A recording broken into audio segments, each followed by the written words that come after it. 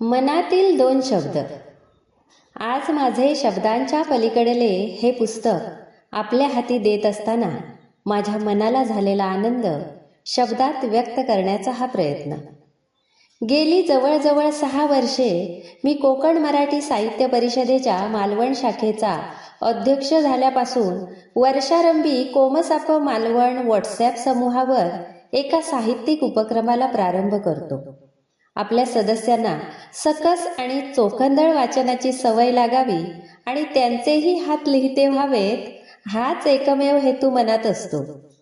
त्या उपक्रमाला प्रतिसादही फार चांगला मिळतो.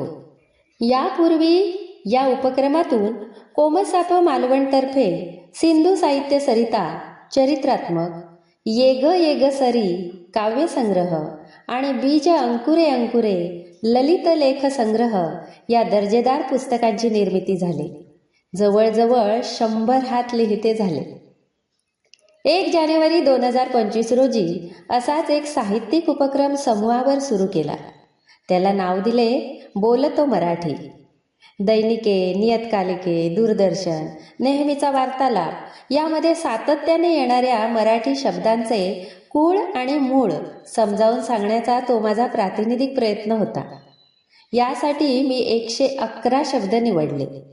शब्दांच्या व्युत्पत्तीसोबतच त्या शब्दांचा प्रवास, प्रवासाची रंजकता आणि वर्तमानात घडत असलेले प्रसंग कथन पद्धतीने सांगता येतील असे मी लिहिले, जेणेकरून त्यात कोणतेही जडत्व येऊ नये.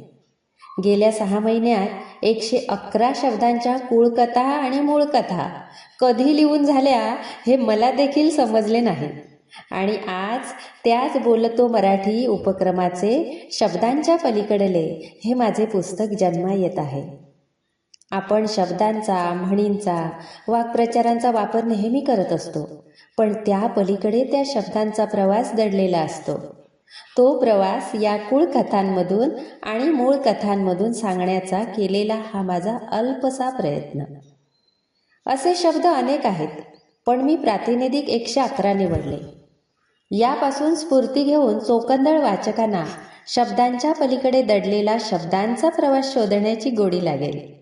मी प्रत्येक पुष्प त्या शब्द निर्मितीमागे ज्यांचे श्रेय आहे त्यांना अर्पण केले आहे. हे सदर लिहित असताना मला माझ्या घरच्या वाचनालयातील अनेक दर्जेदार संदर्भ ग्रंथांचे साह्य झाले. त्या सर्व ग्रंथांचा आणि ग्रंथकर्त्यांचा मी ऋणी आहे. त्यांची स्वतंत्र यादी देऊन मी त्यांचे ऋण व्यक्त केले आहे. माननीय रामचंद्र आंगणे, उपशिक्षणाधिकारी प्राथमिक, जिल्हा परिषद सिंधुदुर्ग यांनी या पुस्तकाला अभ्यासपूर्ण प्रस्तावना लिहिली आहे. सिंधुदुर्ग जिल्हा परिषदेच्या शिक्षण विभागातील एका अभ्यासू व्यक्तिमत्वाने माझ्या पुस्तकाला तेवढीच अभ्यासपूर्ण प्रस्तावना लिहावी हे माझे भाग्य आहे. हे पुस्तक आकाराला येण्यासाठी माझे स्नेही श्री गुरुनाथ चंद्रकांत ताम्हणकर आणि सौ तेजल गुरुनाथ ताम्हणकर या दाम्पत्याने फारच मेहनत घेतली. त्यांचेही आभार. कोमसापच्या काही महिला सदस्याने हा प्रकल्प साकार होत असताना टंकलेखन करून देण्याचे सहकार्य केले. त्यांचाही मी ऋणी आहे. या पुस्तकाचे मुखपृष्ठ समीर आर्ट श्री समीर गावकर आचरा यांनी अगदी कल्पकतेने साकारले. त्यांना धन्यवाद. पुस्तकाच्या मुद्रित शोधनासाठी डॉक्टर विनायक करंदीकर कणकवली यांनी जे सहकार्य केले त्याबद्दल त्यांचे आभार. रत्नागिरीच्या सत्वश्री प्रकाशनचे प्रमोद कोनकर यांनी हे पुस्तक प्रकाशित केले आहे.